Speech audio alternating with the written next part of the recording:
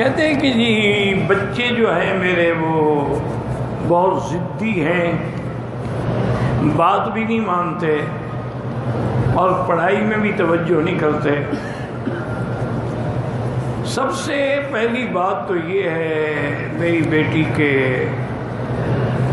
صبح و شام آیت الکرسی پڑھ کے ان پہ دم کیا کریں۔ آیت الکرسی جو ہے یہ ایک عظیم نعمت ہے اللہ کی، اس میں اسم اللہ الاعظم ہے، ایسا اسم اعظم ہے الذی اذا دعی بہ استجاب، کہ جب مانگو تو ملتا۔ لیکن شرط یہ ہے میری بیٹی کہ آپ پہلے کسی قاری سے آیت الکرسی کو صحیح پڑھنا سیکھ لیں کہ ہم نے اس کا تلفظ کیسے ادا کرنا۔ دوسرا یہ ہے کہ پھر جب پڑھیں تو اس کے ایک ایک حرف پر آپ کا ایمان اور عقیدہ ہو کہ اللہ لا الہ الا ہو، کوئی معبود برحق نہیں مگر اللہ، الحی القیوم، جو زندہ ہے اور کیا اس کے بعد بھی زندہ رہے گا، جس پہ کبھی فنا نہیں آئے گی۔ ایک ایک لفظ پر آپ کا ایمان۔ تو انشاءاللہ ثم انشاءاللہ ہر نماز کے بعد، صبح کی نماز کے بعد اگر بچے ہیں تو ہاتھوں پہ دم کر کے ان کے بدن پہ پھیر لیں۔ اگر وہ نہیں ہے مثلاً مدرسے چلے گئے تو آپ پڑھ کے دم کر دیں، تو ان پر جو شیطانی اثرات ہوتے ہیں نا وہ ختم ہو جاتے ہیں۔ جب شیطانی اثرات ختم ہو جائیں گے تو پھر وہ فرما بردار بھی ہو جائیں گے اور پھر تعلیم بھی حاصل کریں گے۔ اور دوسرا بیٹی غلطی ہماری ہے، ہمارے دماغوں میں جدید معلومات نے یہ بات بٹھا دی ہے کہ جی بچہ جو بھی شرارت کرے اس کو مت روکو، اس کو ڈسٹرب نہ کرو، بڑا ہوگا خود بخود ٹھیک ہو جائے گا۔ یہی غلطی ہے بنیادی۔ بچے کی تربیت جو ہے ویسے تو ماں کی گود میں ہوتی ہے، لیکن جب 4 سال کا بچہ ہو نا تو اس وقت سے اس کی تربیت کا لحاظ کریں، اس کو وضو سکھائیں، کلمہ شریف سکھائیں، اللہ کا نام سکھائیں، اپنے ساتھ کھڑے ہو کے نماز پڑھنا سکھائیں، باپ انگلی پکڑ کے مسجد میں ساتھ لے جائے۔ اس وقت سے جو آپ تربیت کریں گی نا تو نقش کل حجر ہوگی، ان کے دلوں میں نقش بیٹھ جائے گا، پھر وہ کبھی نہیں بھٹکیں گے۔ آپ حیران ہوں گی کہ یورپ میں، لندن میں، امریکہ میں، اب تو میں مدت ہو گئی سفر نہیں کرتا، لیکن پہلے میں ہر سال مختلف ملکوں میں جاتا تھا، تو میرے کئی الحمدللہ وہاں بڑے بڑے لوگ دوست ہیں، تعلق والے ہیں، ان کی لڑکیاں بڑی ماڈرن ہیں،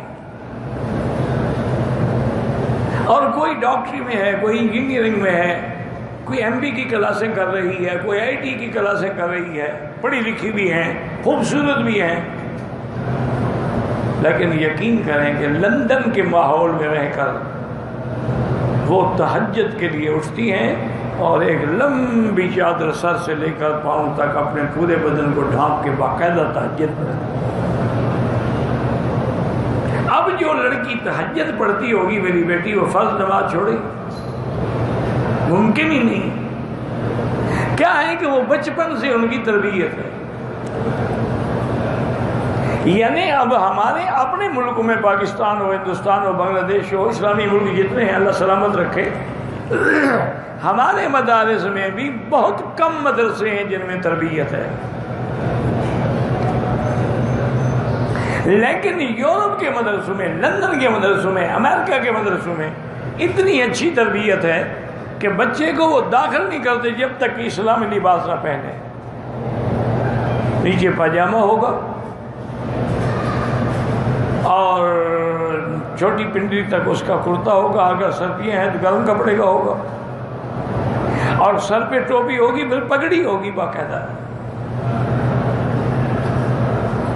ان کا یہ یعنی یونیفارم ہے، لباس ہے، اس کے بغیر وہ داخل ہی نہیں کرتے مدرسے میں۔ اور پھر یہ قاعدہ ہے کہ جو بچہ 2 نماز کی جماعتوں میں غیر حاضر ہو جائے اس کو مدرسے سے نکال دیا جاتا ہے۔ اور تیسری وجہ یہ ہے کہ انہوں نے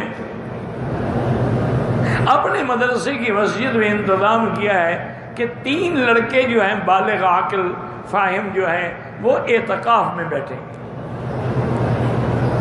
وہ ایک دن ختم ہوگا تو پھر دوسرے 3 طالب بیٹھے، یعنی کوئی دن اعتکاف سے بھی خالی نہ ہو۔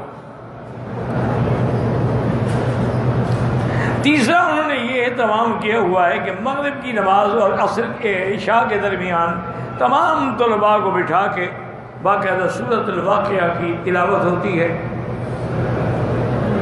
اور پھر اللہ سے دعا کی جاتی ہے کہ یا اللہ ہمیں، ہمارے طلبہ کو، ہمارے مدرسے کو ہماری ضروریات سے کسی بندے کا محتاج نہ کرنا، اپنے خزانہ غیب سے رزق کرنا۔ یقین فرمائیں، وہ کہتے ہیں کہ ہر سال ہمارا بجٹ بچ جاتا ہے، ہم دوسرے مدرسوں کو بھیجتے ہیں۔